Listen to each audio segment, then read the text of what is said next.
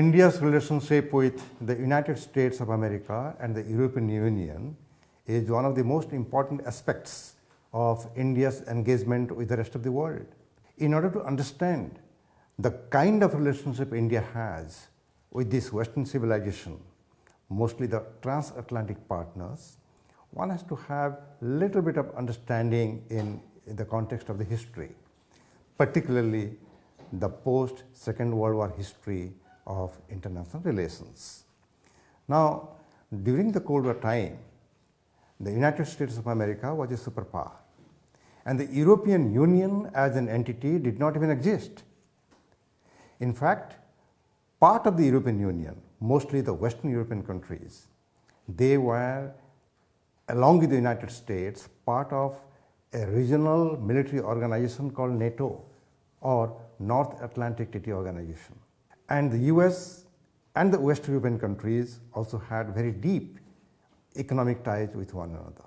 So the European Union, in fact, is a product of the post-Cold War era, whereas the United States has been a country. Now, the USA is a country, but the European Union is not a country. European Union is basically a regional organization. However, the transatlantic partnership is so deep that I think it is important to have some understanding about India's ties with Europe and the United States of America.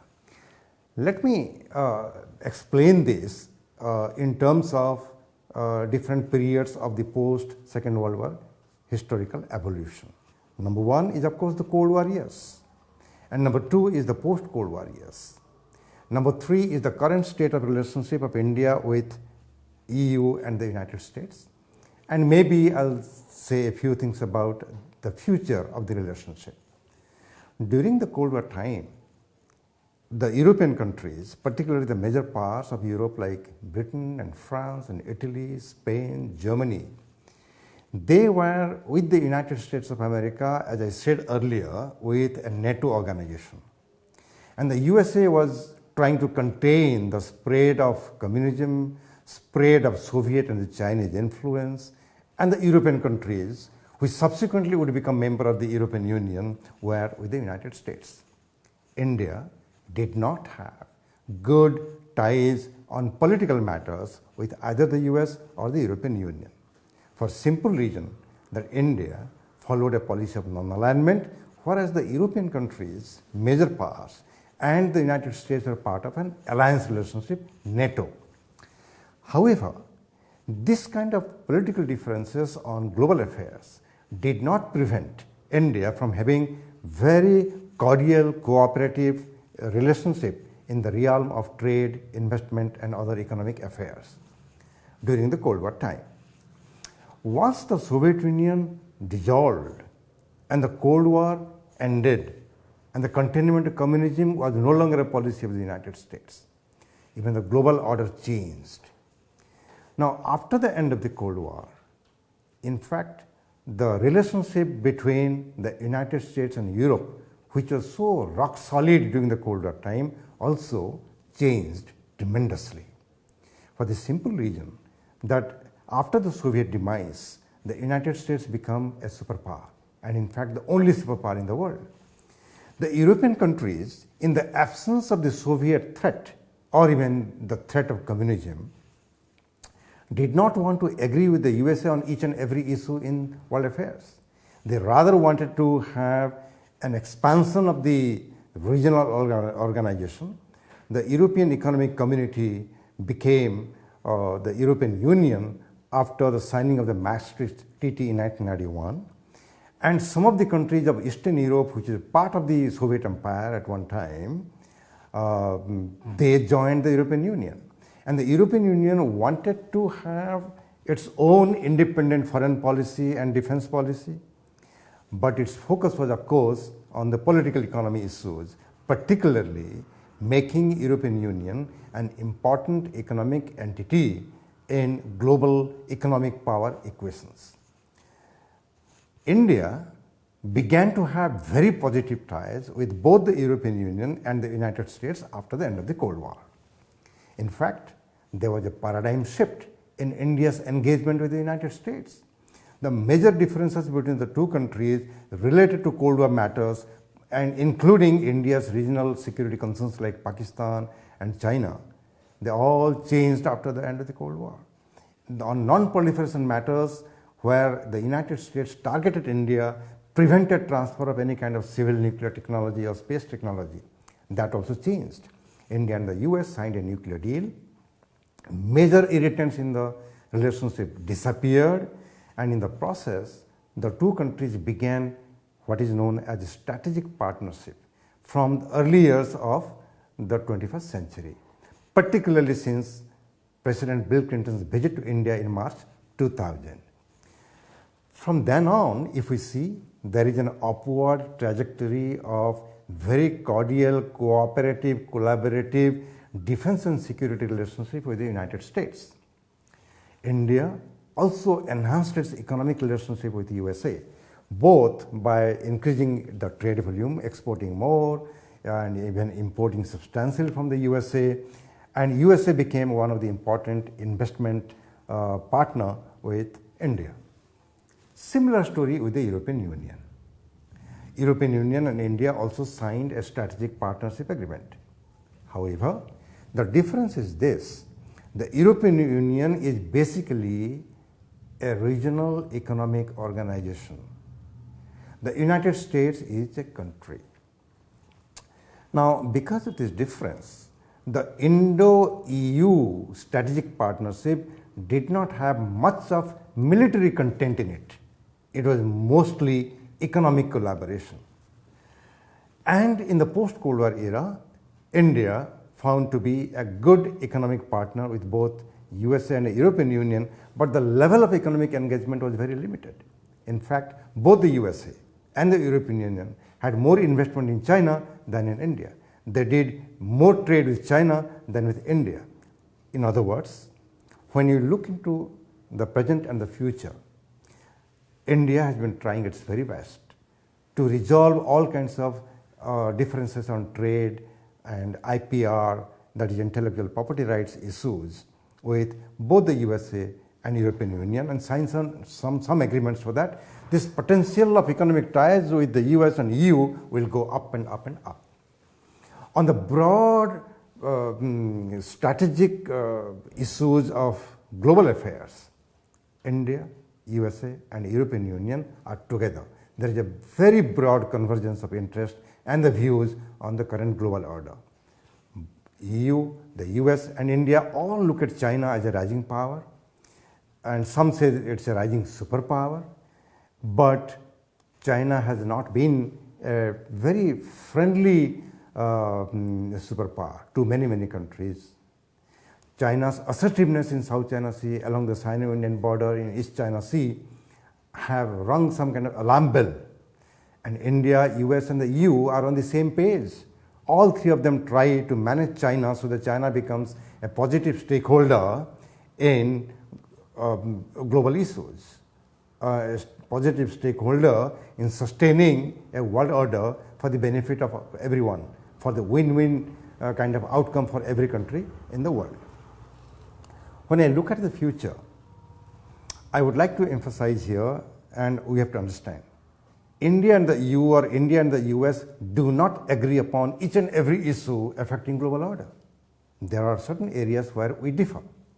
Just to give you one example, and a good example, when some European Union leaders or the American leaders, either in their legislature or outside of the legislature, make some statements about some issues which are actually domestic issues in India, India becomes very upset.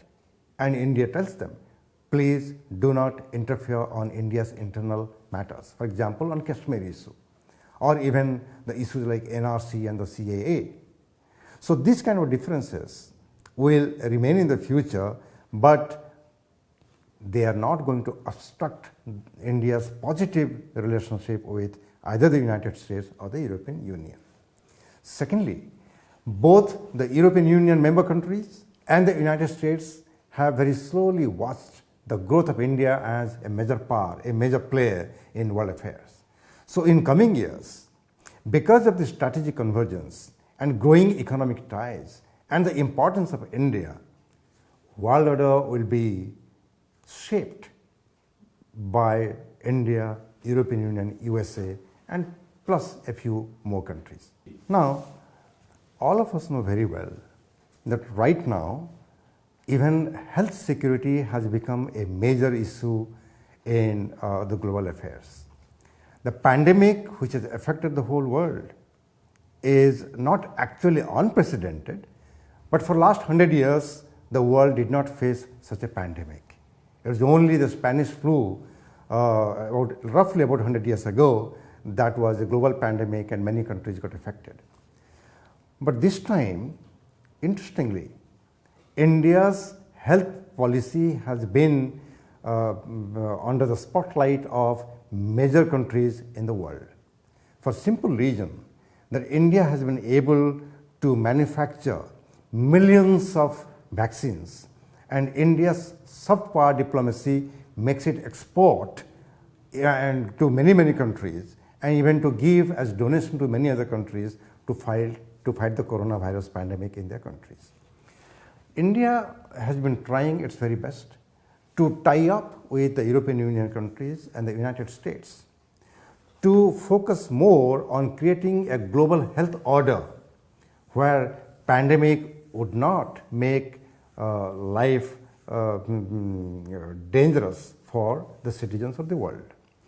Now, this is not just a health issue, it has an economic dimension, it has a technological and scientific dimension where European Union, the United States and India can really pull their resources together, talent together, and try to have good global public health for every country in the world. Secondly, terrorism is an issue which has affected the whole world.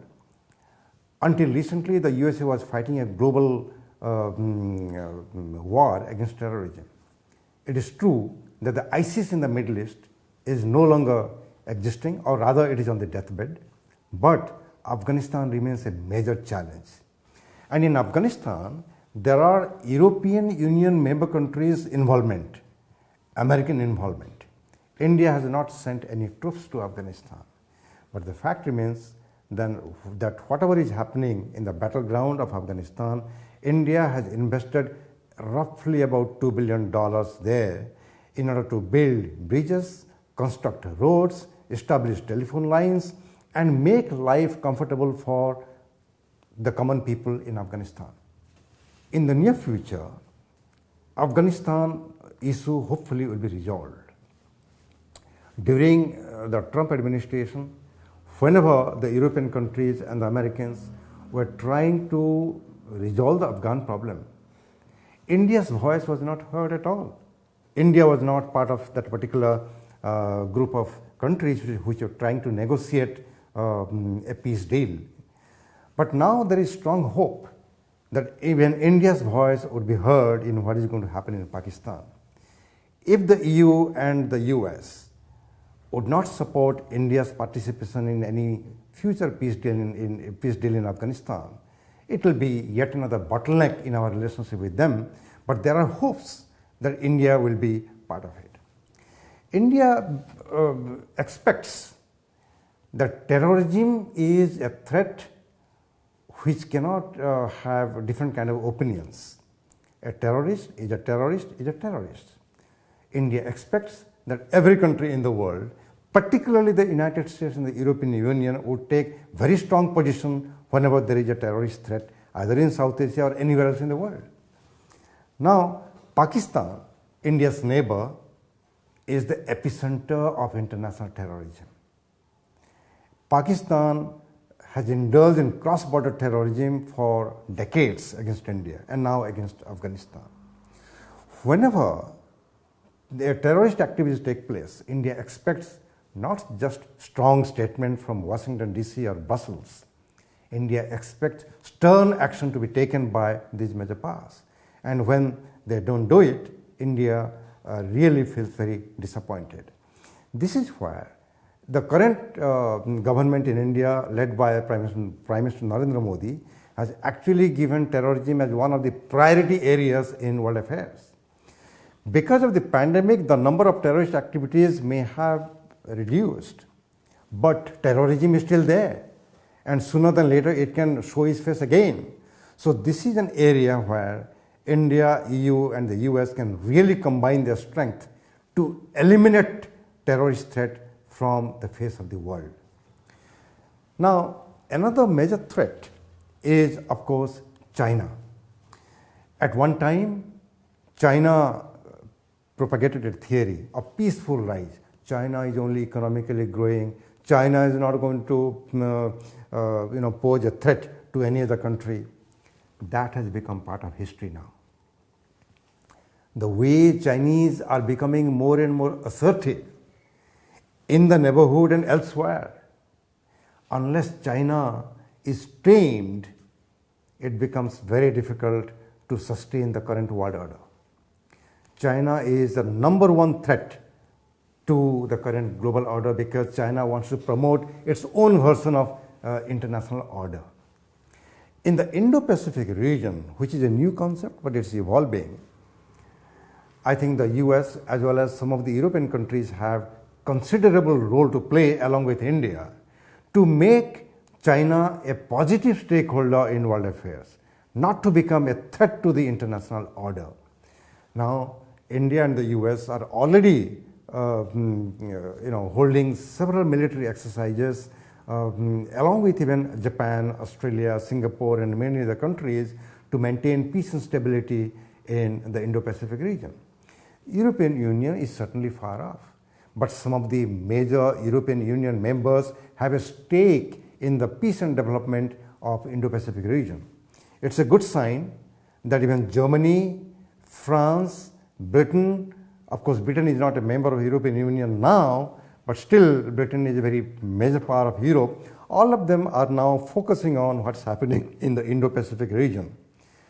Now, if the collaboration between India and the US and the EU in promoting peace, security and development in the Indo-Pacific region would increase, right kind of message can go to China. However, as intellectuals, as analysts, we have to say this also, that China being an economic magnet for many countries in the world, China being an important trade partner of both the United States and the European Union, there is a possibility that the EU and the US may not take those actions against China which would affect their economic ties. But in the process, it may embolden China further. That is why Indian diplomacy would aim at convincing both the European Union as well as the United States that doing good business with China is not a problem. But pardoning or ignoring or neglecting China's assertive policies in the neighborhood is not going to contribute to overall development of the region, which would negatively impact even the economies of both the United States and the European Union. So that is why let me emphasize that how India conducts its relationship with the European Union and the United States of America is actually going to determine the future of peace and stability, mostly in the Indo-Pacific, but including in the whole world. Thank you.